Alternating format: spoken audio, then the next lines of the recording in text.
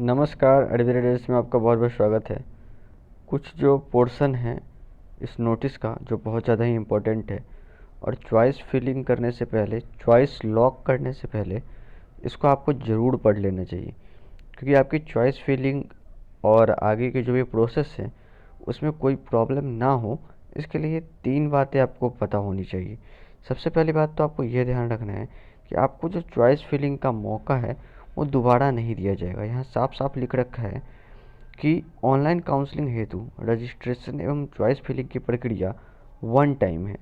इसलिए अगर कोई अभ्यर्थी फर्स्ट राउंड में रजिस्ट्रेशन नहीं करते हैं अथवा रजिस्ट्रेशन का कर अपना चॉइस फिलिंग नहीं करते हैं, तो वैसे अभ्यर्थी को अगले चक्र की ऑनलाइन काउंसलिंग हेतु दोबारा रजिस्ट्रेशन एवं चॉइस फिलिंग का मौका नहीं दिया जाएगा।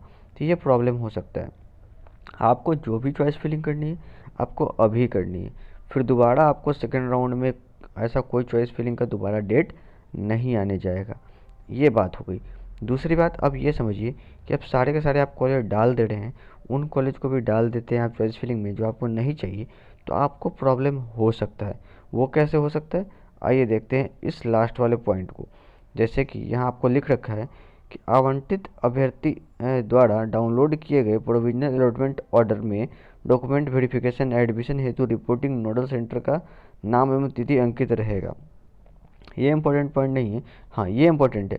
अगर कोई अभ्यर्थी किसी भी कारणवश निर्धारित तिथि तक अपना डॉक्यूमेंट वेरिफिकेशन नहीं कराते हैं, तो वैसे सभी आवंटित अभ्यर्थी को अगले राउंड के लिए अयोग्य मानते हुए आवंटित सीट को रिक्त मान लिया जाएगा और वे अगले काउंसलिंग हेतु भी अयोग्य हो जाएंगे। ये बहुत बड़ा पॉइंट है कि आप आगे के काउंसलिंग को भी कंप्लीट नहीं कर पाएंगे अगर आप डॉक्यूमेंट वेरिफिकेशन के लिए नहीं जाते हैं और आपको सीट अलॉट हो जाता है। तो सीट अलॉट कब हो जाएगा और आप कब नहीं चाहेंगे, जब आपको वो कॉलेज नहीं चाहिए रहेगा मगर आप उसको चॉइस फिलिंग में डाल देंगे, तो आपको सीट अलॉट हो जाएगा और आप काउंसलिंग हेतु आगे नहीं जाएंगे, वहाँ आप अवेलेबल नहीं रहेंगे, प्रेजेंट नहीं रहेंगे, तो सीट को तो रिक्त मान ही लिया जाएगा और आगे की काउंसलिंग के लिए भी आपको अयोग्य मान लिया जाएगा। परंतु अगर आप फर्स्ट राउंड में किसी अभ्यर्थी को सीट आवंटन नहीं होता है तो वो अगले राउंड का इंतज़ार करेंगे। अगर आपको सीट अलॉट नहीं होता है तब आप अगले राउंड का वेट कर सकते हैं। समझ रहे बात को, तो आपको अगले राउंड का वेट करने का मौका तभी मिलेगा जब आपको सीट अलॉट नहीं होता है, और अगर सीट अलॉट होता है तो आपको वेरिफिकेशन कराना पड़ेगा। ये देखिए, पर अगर आपको सीट अलॉट हो गया, वो कॉलेज आपके पसंद का नहीं है, तो फिर आपको अपग्रेडेशन का चांस है।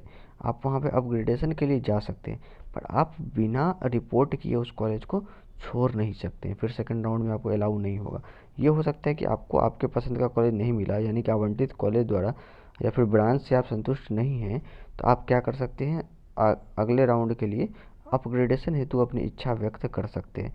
बट आप ऐसा नहीं करेंगे कि आप वहाँ प्रेजेंट नहीं रहेंगे, क्योंकि यहाँ साफ साफ कह दिया गया है कि किसी भी कारणवश अगर निर्धारित तिथि को आप डॉक्यूमेंट वेरिफिकेशन नहीं कराते हैं तो वैसे अभ्यर्थी को आगे के राउंड के लिए अयोग्य मान लिया जाएगा। तो 3 बातें हुई।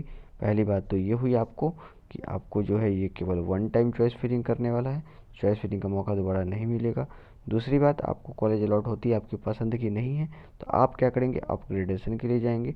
तीसरी बात, अगर आप रिपोर्टिंग करने नहीं पहुंचते हैं आपको अलॉटेड हुए कॉलेज में, तो आपके आगे के राउंड के लिए आपको क्या कर लिया जाएगा, अयोग्य मान दिया जाएगा, आप आगे के राउंड में पार्टिसिपेट नहीं कर पाएंगे। तो इन 3 बातों को ध्यान में रखते हुए चॉइस फिलिंग कीजिए। जो कॉलेज नहीं चाहिए उसकी चॉइस फिलिंग ना करें, और अगर चाहिए तभी चॉइस फिलिंग करें, और अपग्रेडेशन का मौका तो मिलेगा ही। वीडियो अच्छी लगी हो तो, समझ में आ गया हो तो कमेंट कर दें, और चैनल पे पहली बार है तो इसे सब्सक्राइब कर लें, और बिना इस वीडियो को देखे चॉइस फिलिंग ना करें। Thank you.